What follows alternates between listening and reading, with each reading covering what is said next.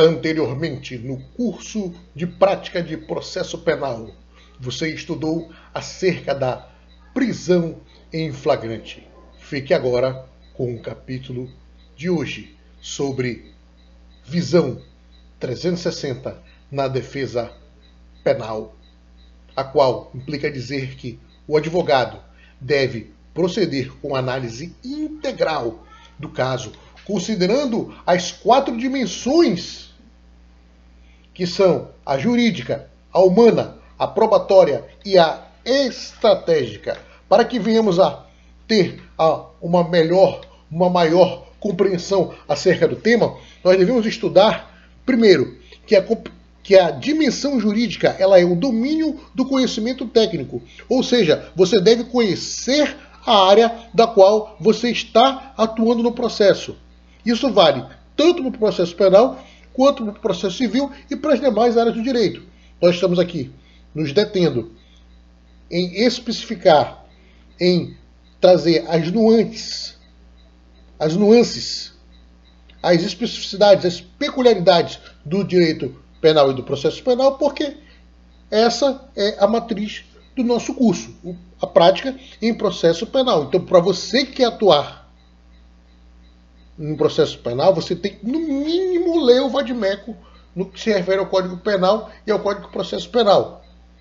O recomendável é que você tenha uma pós-graduação ou que você atue pelo menos 5 anos no caso, para que você tenha segurança. Né? Eu não estou dizendo que você tem que começar com 5 anos, você pode começar antes disso, mas o ideal é que você atue junto com um colega que tenha mais experiência, que tenha 5 anos ou mais. Então o que acontece?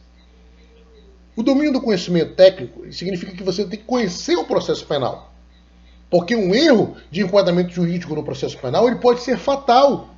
Você tem que conhecer as regras do jogo, você tem que conhecer a lei penal, você tem que conhecer a jurisprudência criminal e você tem que conhecer os doutrinadores deste ramo do direito, para que isso te dê bagagem, para que você possa atuar nessa área e, por via de consequência, faturar, multiplicando seu rendimento em 30% a mais do que você fez nesse ano. A segunda dimensão, ela é a dimensão humana. Significa que você tem que ver, que você, enquanto advogado, tem que ver o cliente como pessoa, como um ser humano, de forma humanizada, não como autos, não como PDF frio, não como documento, como papel, não como slide, mas como um ser humano passível de acertos, erros e peculiaridades humanísticas. Você tem que considerar o pano de fundo histórico da pessoa, qual é a bagagem que ela tem, o que ela viveu na sua vida, se ela foi pobre, se ela não foi pobre, se ela estudou, se ela não estudou. Tudo isso serve para que você venha humanizar o réu. Não é para passar pano, não. Não é para gerar ou pregar ou impulsionar a impunidade. Não, é para você trabalhar o processo com mais qualidade. Você tem que conhecer os medos do seu cliente. Você tem que conhecer a expectativa, o que ele espera de você, do processo. O que ele acredita que pode acontecer. O que ele tem medo que possa acontecer. O que ele quer que possa acontecer. Ou o que ele quer que venha acontecer. Quais são os desejos dele com relação ao processo. Muitas das vezes, o advogado ele não se atenta para esses detalhes. Cabe o advogado fazer o seu melhor. De tal maneira, nós devemos também ter a compreensão de que nem sempre, muitas das vezes, o resultado jurídico ele não coincide com o desejo emocional do cliente. Às vezes, o cliente é culpado, ele praticou mesmo aquele crime e não tem como você provar a inocência dele. O que você vai fazer? Você vai trabalhar 2 coisas. Uma, que as garantias legais, constitucionais e éticas sejam aplicadas em favor dele e que ele tenha um julgamento justo, um julgamento legal, constitucional e que você consiga para ele a menor pena possível. Isso já é ganhar causa enquanto criminalista. A terceira dimensão da qual nós vamos tratar é a dimensão probatória. A dimensão probatória, ela significa que ela reside no fato de que a dimensão probatória ela é o filtro da viabilidade. Quando você recebe de um cliente, de um prospect, de um lead, de um interessado, uma consulta acerca de um caso concreto, e ele te pergunta, tenho direito ou não tenho direito? Tenho chance ou não tenho chance? Você tem que analisar. Não basta somente o seu cliente ter razão. É preciso prová-la. E eu vou dar um exemplo para vocês. Você tem que perguntar para o cliente o seguinte, há provas? Existem documentos? Existem testemunhas? Existem perícia, vídeo, fotografia e outros? A ausência de prova ela torna inviável a tese mais brilhante. Inclusive, muitos dizem o seguinte, que nesse momento é justamente onde você consegue fazer aquilo que meu pai chama de estopim, que você consegue decidir se vale a pena litigar, brigar pela causa, ou se vale a pena fazer um acordo. Eu vou contar duas histórias para vocês. A primeira delas é de um caso de acidente de trânsito, onde a vítima do acidente de trânsito tinha uma filmagem no seu tablet acerca de todo o fato, e aquela filmagem era bala de prata.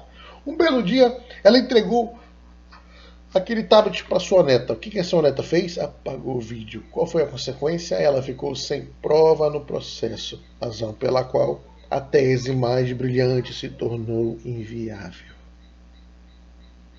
Ou seja, é aqui, né, na resposta desta pergunta, existem provas? Há provas ou não há provas? Existem provas ou não existem provas? É a resposta para essa pergunta. É a solução para essa questão que vai decidir, que vai definir, que vai resolucionar se você vai litigar, engajar, ingressar uma demanda judicial ou se você vai fazer um acordo. Eu vi uma pessoa também que ela teve um atrito com uma autoridade e ela começou a trabalhar o processo, começou a fazer a petição e fez uma petição muito bem elaborada, tudo. E praticamente essa petição colocou a autoridade pública num checkmate. Ele escolheu uma ótima pessoa que escrevia muito bem para fazer a petição, colocou uma advogada renomada, que eu não vou falar o nome dela aqui, mas uma pessoa que eu admiro muito. E ele disse bem assim para mim, a minha intenção, Bruno, é deixar esse cara no checkmate de tal maneira que ele seja forçado a fazer um acordo. E aí a questão virou pecuniária, virou uma questão voltada para o dinheiro. Então, ou seja, nós falamos sobre a dimensão jurídica, você deve ter domínio do conhecimento técnico da área que você está atuando. Dimensão humana, você deve compreender a pessoa enquanto ser. Você deve compreender que ela teve uma experiência antes da prisão, uma experiência durante a prisão e uma outra experiência após a prisão.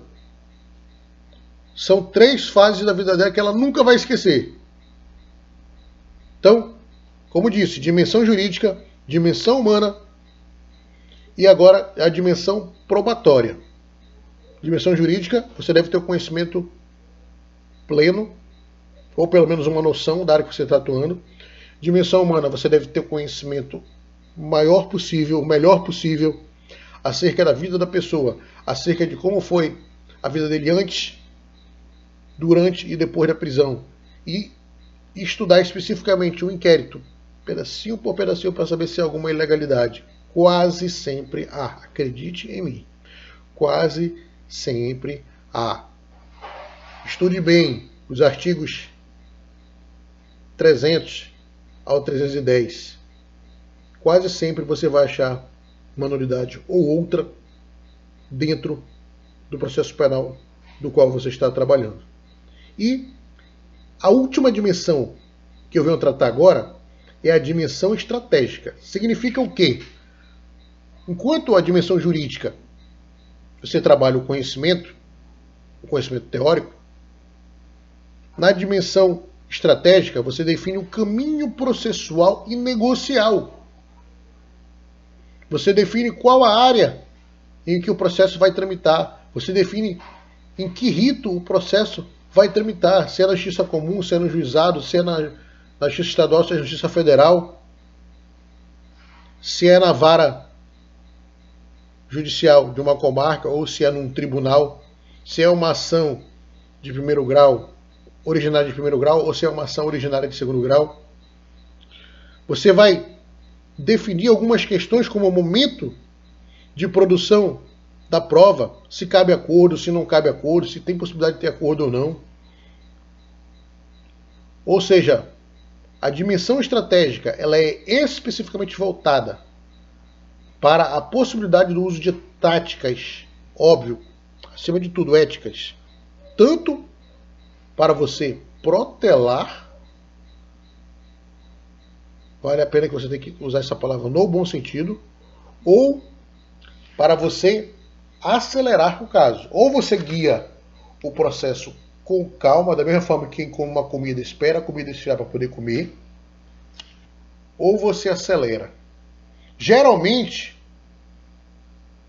quando você está numa ação civil, por exemplo, que você busca uma indenização, você faz de tudo para que você consiga ver o processo tramitar o mais rápido possível para que você receba logo a justa e feliz indenização.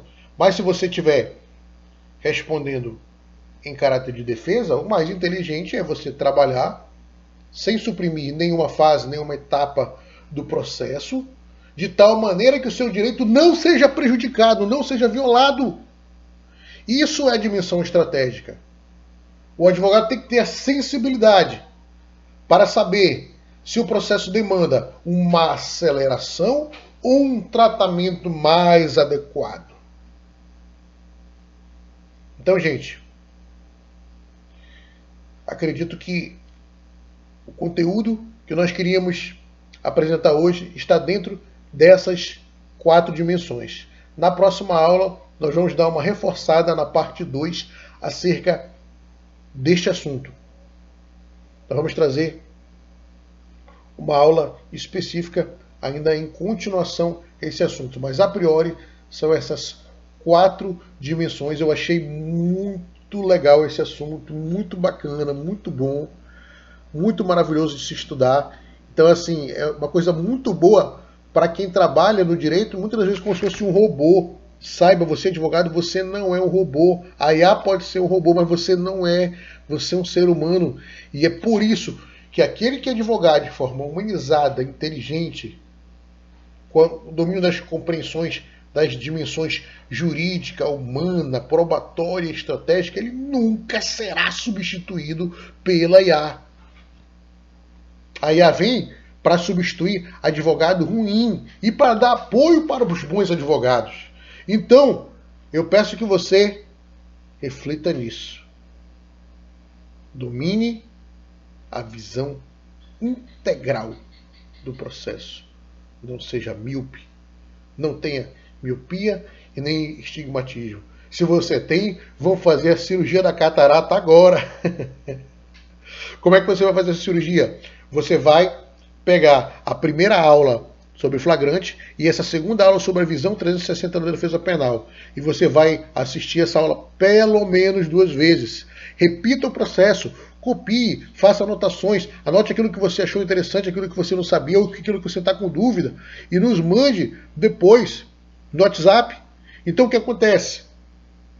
Essa é a forma que você vai crescer, estudando, aprendendo. E isso não é só para vocês não, isso é para todo mundo. Eu também estou crescendo, estou aprendendo.